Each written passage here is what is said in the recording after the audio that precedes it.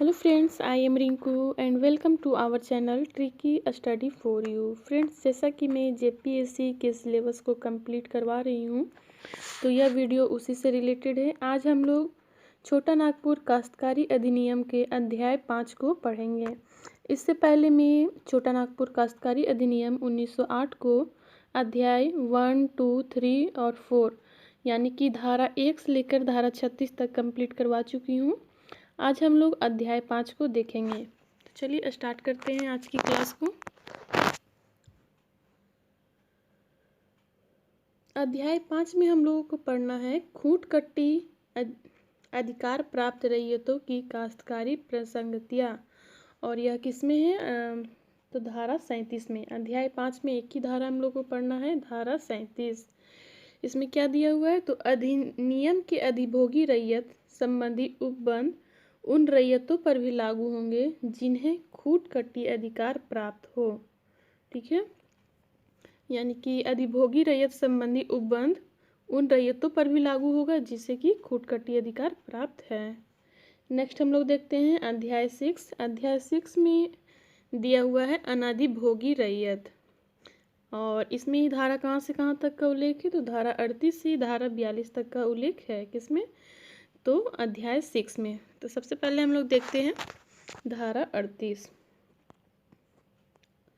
इसमें बोला गया है अनाधिभोगी रैयत और उसके भूस्वामी के बीच करार के आधार पर लगान की दर तय किया जाएगा। ठीक है, करार के आधार पर लगान की दर तय किया जाएगा, यह धारा 38 में है। वहीं धारा 39 में दिया गया है कि अनाधिभोगी रैयत को अपनी जोत के लिए उसी प्रकार लगान देना होगा जैसा कि अधिभोगी रैयत देते हैं। ऐसा किसमें? धारा 39 में बोला गया है। नेक्स्ट है धारा 40। इसमें बोला गया है कि अनाधिभोगी रैयत का लगान किसी रजिस्ट्रीकृत करार या धारा 42 के अधीन करार के अलावा नहीं बढ़ाया जाएगा।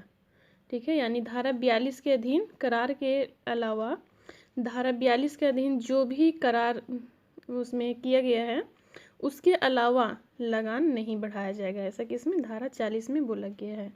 नेक्स्ट है धारा 41। अनाधिभोगी रैयत को बेदखल किए जाने का आधार, यानी कि अनाधिभोगी रैयत को किस किस आधार पर उसे बेदखल किया जा सकता है उसका उल्लेख धारा 41 में किया गया है। जैसे कि फर्स्ट है तीसरे कृषि वर्ष के प्रारंभ के बाद 90 दिनों के अंदर पिछले 2 वर्षों का लगान चुकाने में यदि वह असफल हो जाता है तो उसे बेदखल किया जा सकता है।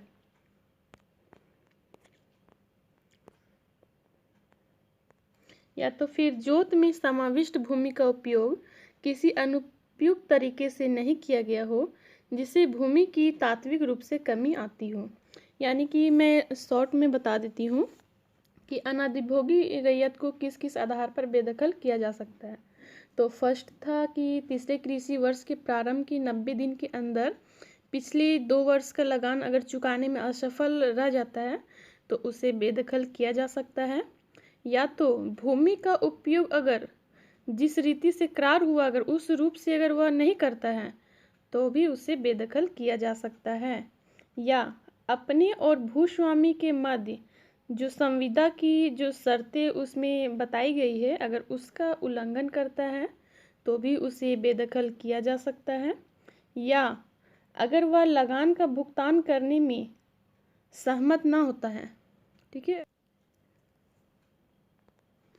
या तो फिर अगर वह लगान का भुगतान करने में सहमत नहीं होता है तो भी उसे बेदखल किया जा सकता है। नेक्स्ट देखते हैं धारा 42। तो इसमें बोला गया है कि उचित और सम्यक लगान के भुगतान की सहमति देने से इनकार करने पर भूस्वामी करार निर्बंधित करने के लिए उपायुक्त के कार्यालय में आवेदन करेंगे। विभिन्न पक्षों को सुनने के बाद उपायुक्त रैयत की बेदखली होने या ना होने का निर्णय देंगे। यानी कि शॉर्ट में बोल सकते हैं कि धारा 42 में दिया हुआ है रैयत के बेदखल होने या ना होने का निर्णय। ठीक है, तो रैयत के बेदखल होने या ना होने का निर्णय किस में उल्लिखित है? तो धारा 42 में, और यह मोस्ट इम्पोर्टेंट है। ठीक है, धारा 41, धारा 42 दोनों मोस्ट इम्पोर्टेंट है। नेक्स्ट हम लोग अध्याय 7 को देखते हैं। अध्याय 7 में भी एक ही धारा दिया हुआ है, धारा 43। इसमें अध्याय 4 तथा अध्याय 6 से जो छूट प्राप्त भूमियां हैं उनके बारे में दिया गया है। जैसे कि सरकार द्वारा स्थानीय प्राधिकार या रेलवे कंपनी के अर्जित भूमि। नेक्स्ट है किसी छावनी के भीतर सरकार की भूमि। नेक्स्ट है ऐसी भूमि जिसका उपयोग सड़क, नहर, तटबंध, बांध के रूप में हो। नेक्स्ट है भूस्वामी की विशेषाधिकार युक्त भूमि जब किसी अधिकार द्वारा 1 वर्ष से अधिक वर्ष के लिए रजिस्ट्रीकृत हो। इन सभी भूमि की छूट प्राप्त भूमियों का उल्लेख किस में है? तो अध्याय 7 में।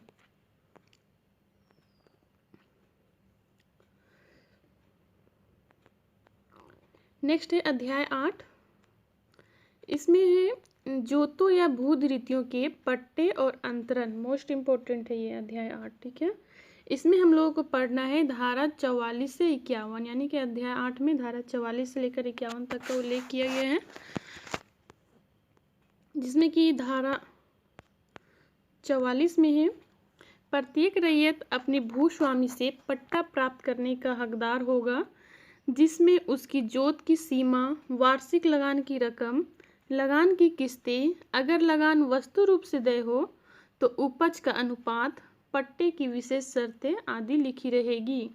ऐसा किस में कहा गया? तो धारा 44 में। अगर शॉर्ट में अगर बोला जाए तो जिससे प्रश्न पूछ लिया जा सकता है कि प्रत्येक रैयत को भूस्वामी से पट्टा प्राप्त करने का अधिकार होगा।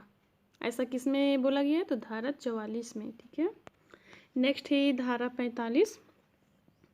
इसमें क्या बोला गया है कि भूस्वामी प्रत्येक दिए हुए पट्टे की शर्तों के अनुरूप एक प्रतिलेख पाने का हकदार होगा। धारा 44 में पट्टा प्राप्त करने का अधिकार होगा और धारा 45 में है कि एक प्रतिलेख पाने का हकदार होगा। ठीक है, नेक्स्ट है धारा 46।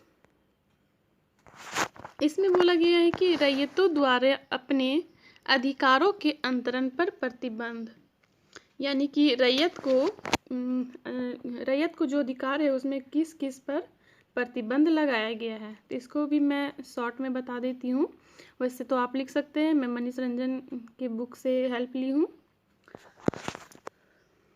तो इसमें मैं बताती हूँ, जैसे कि कोई भी रैयत है वो अपनी जमीन को विक्रय, दान या किसी अन्य संविदा द्वारा हस्तांतरण नहीं कर सकता है, और यदि वह अपनी भूमि को लीज पर दे रहा है तो वह 5 वर्ष से ज़्यादा अवधि के लिए लीज पर नहीं दे सकता है। ठीक है,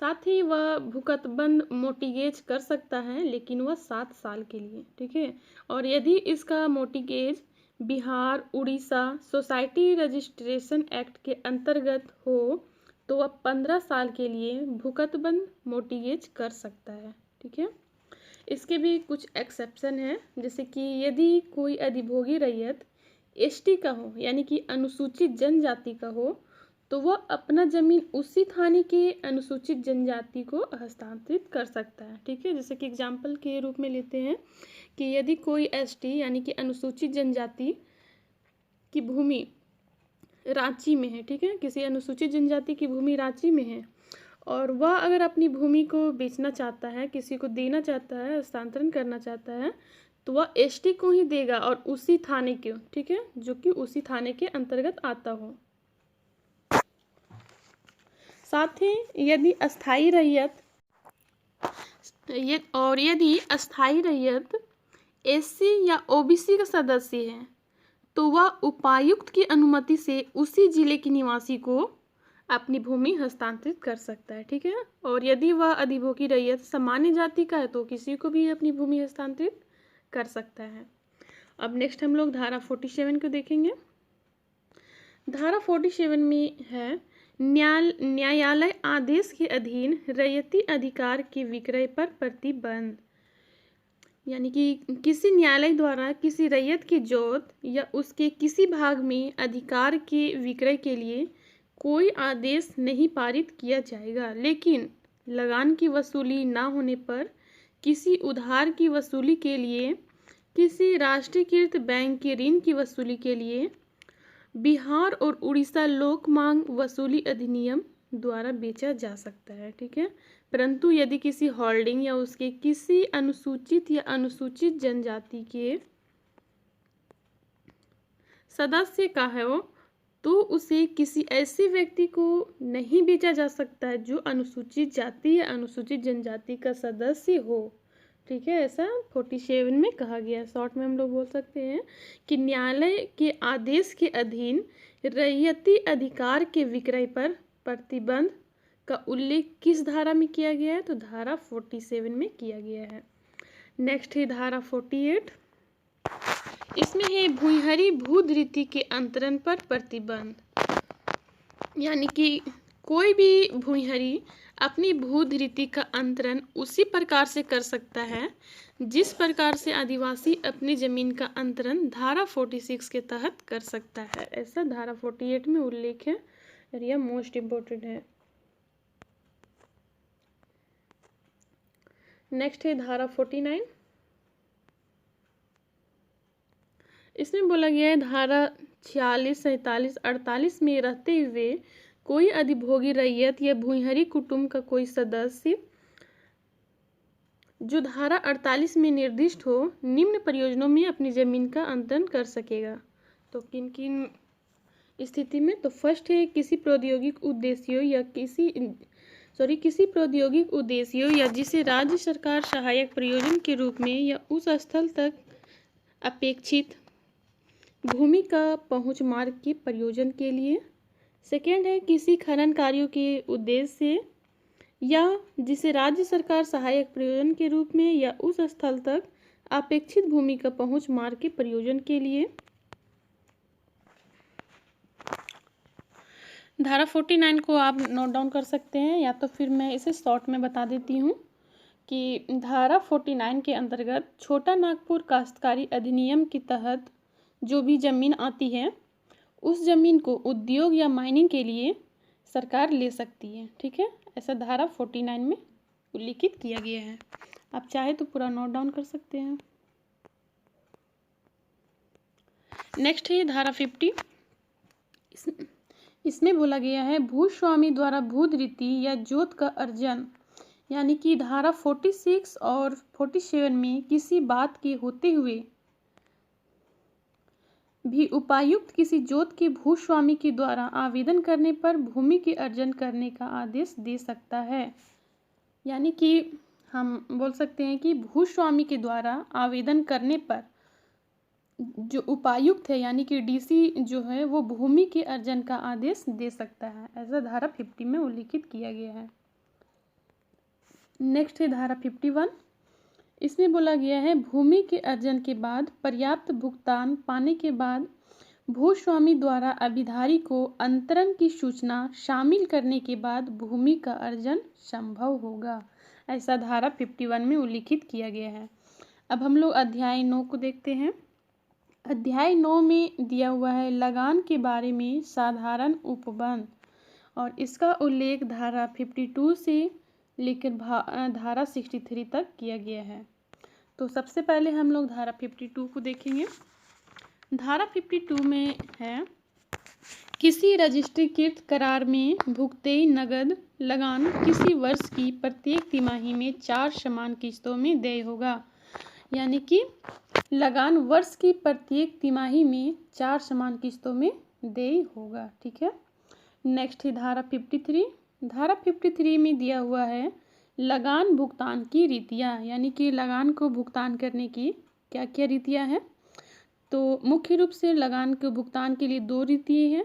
पहला कि लगान का भुगतान माल कचहरी में जाकर जमा किया जाएगा, या तो फिर दूसरा है लगान की राशि भूस्वामी या अभिकर्ता द्वारा उपायुक्त के पास जमा किया जाएगा।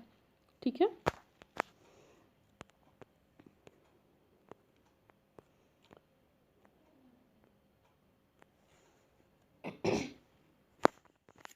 नेक्स्ट है धारा 54। इसमें बोला गया है लगान तथा उसके ब्याज के लिए रसीद लगान एवं उस पर देय ब्याज की राशि का भुगतान करने पर रसीद निःशुल्क प्राप्त करने का अधिकार होगा। यानी कि जब हम लगान का भुगतान करेंगे और या तो फिर लगान और उसके ब्याज का भुगतान करेंगे तो उसका रसीद भी निःशुल्क प्राप्त करने का अधिकार होगा, ऐसा धारा 54 में कहा गया है। और वहीं धारा 55 में है कि यदि वह रसीद देने से इनकार कर दे तो उपायुक्त के न्यायालय में आवेदन दिया जा सकता है। ठीक है, ऐसा धारा 55 में बोला गया है। और इसी से रिलेटेड है 56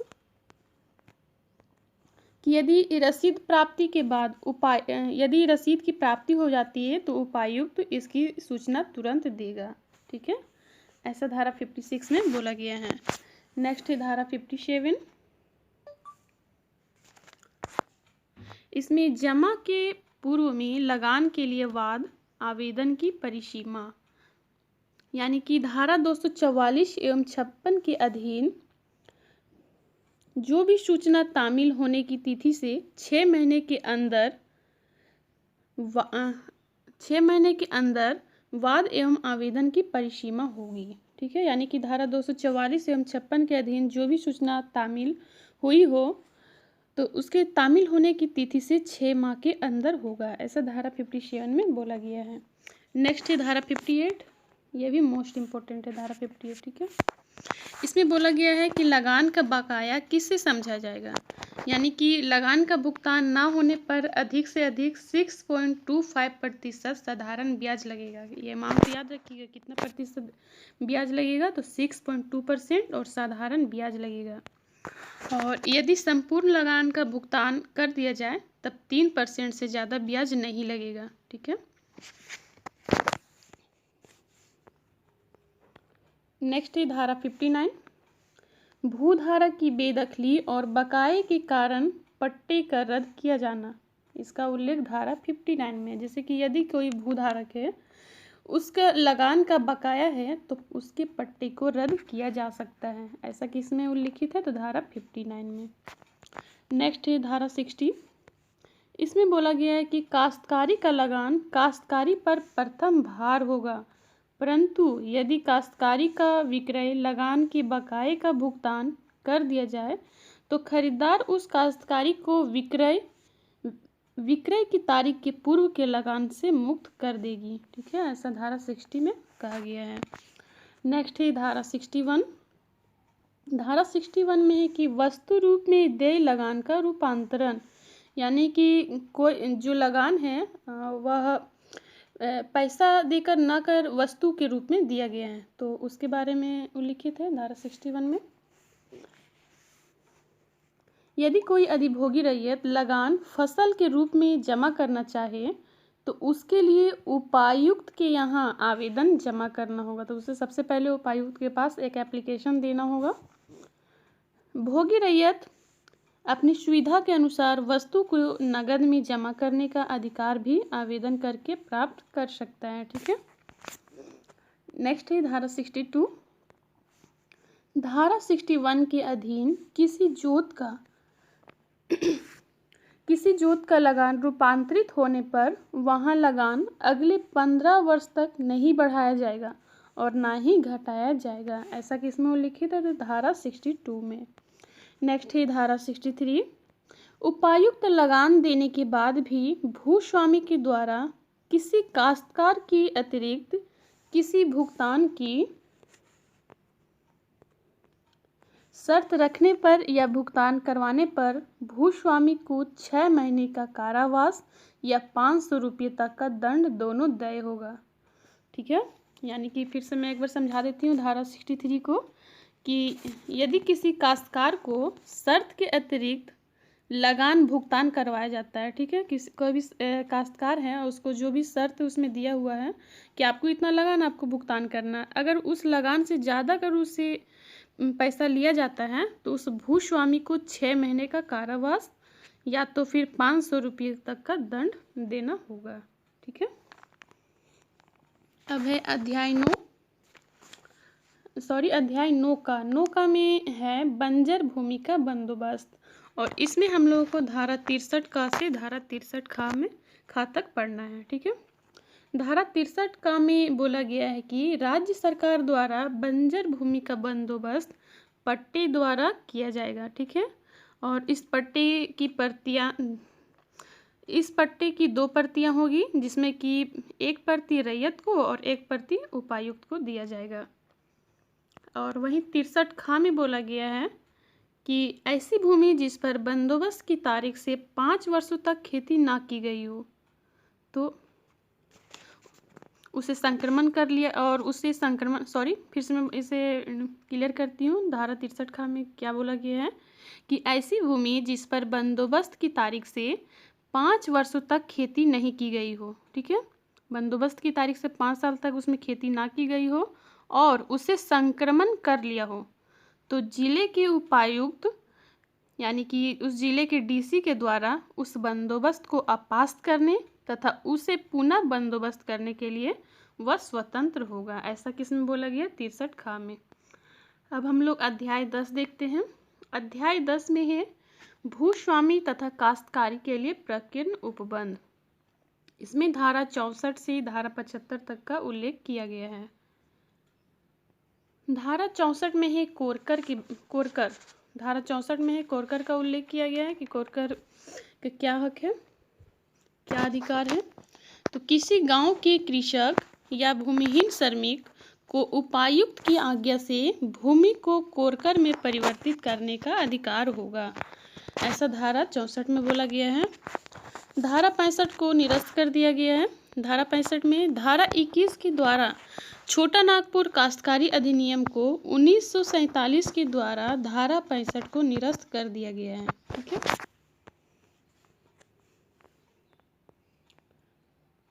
नेक्स्ट है धारा 66।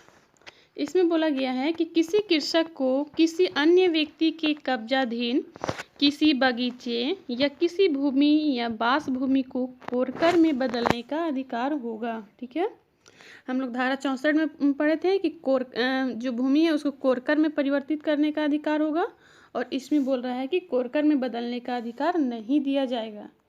ठीक है, धारा 67 है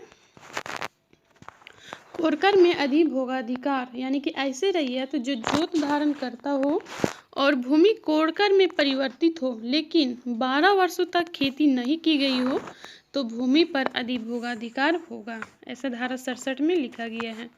नेक्स्ट है धारा 68, यह मोस्ट इम्पोर्टेंट है। ठीक है, धारा 68 में क्या का उल्लेख है? तो बेदखली, यानी कि अगर कोई भी काश्तकार है और कोई भी काश्तकार है तो उसे उसकी काश्तकारी से बेदखल नहीं किया जाएगा, लेकिन डिक्री या उपायुक्त के आदेश के सिवाय। ठीक है, यही धारा 68 में बोला गया है।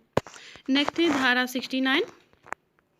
इसमें दिया हुआ है कि किसी अधिभोगी रैयत में भूमि का उपयोग रूढ़ि और रीति के अनुसार किया हो और भूमि के मूल्य में कोई भी गिरावट नहीं आया हो तथा कोई ऐसे भी शब्द नहीं तोड़ा गया हो जो भूस्वामी और अधिभोगी रैयत के बीच बना हो, तो अधिभोगी रैयत राहत पाने का अधिकारी होगा। ठीक है, ऐसा धारा 69 में कहा गया है।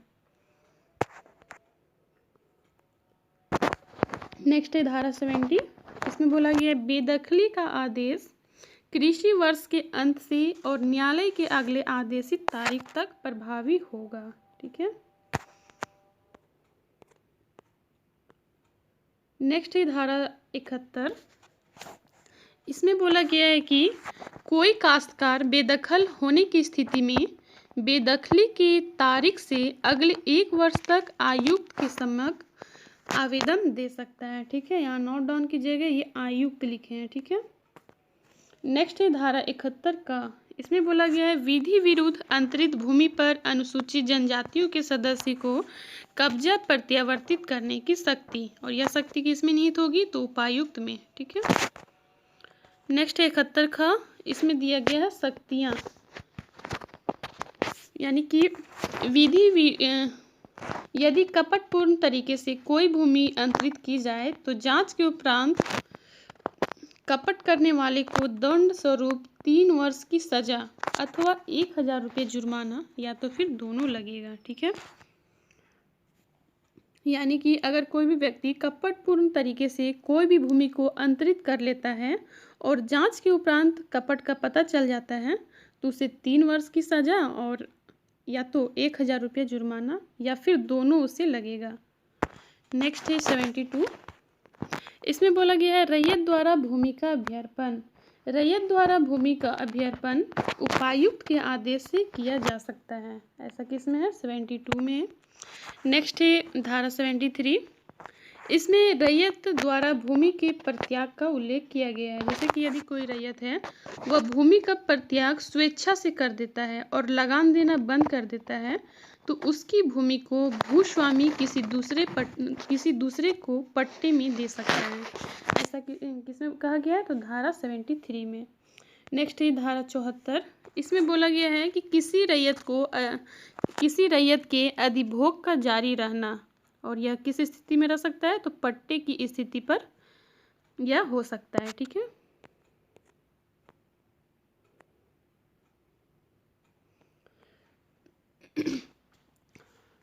नेक्स्ट है धारा 74 का।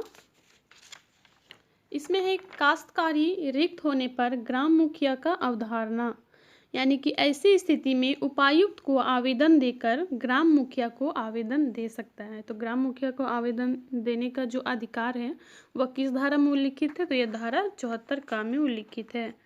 नेक्स्ट है धारा 75। इसमें बोला गया है कि किसी संपदा, भूधृति या मुंडारी खूंट कट्टीदार काश्तकारी के प्रत्येक भूस्वामी को भूमि का माप करने का अधिकार होगा। माप करने का अधिकार किसमें है? तो धारा 75 में है।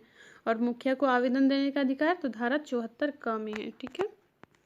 अब हम लोग देखते हैं अध्याय 11। इसमें दिया हुआ है रूढ़ी और संविदा, और इसका उल्लेख है धारा 76 से 79 में।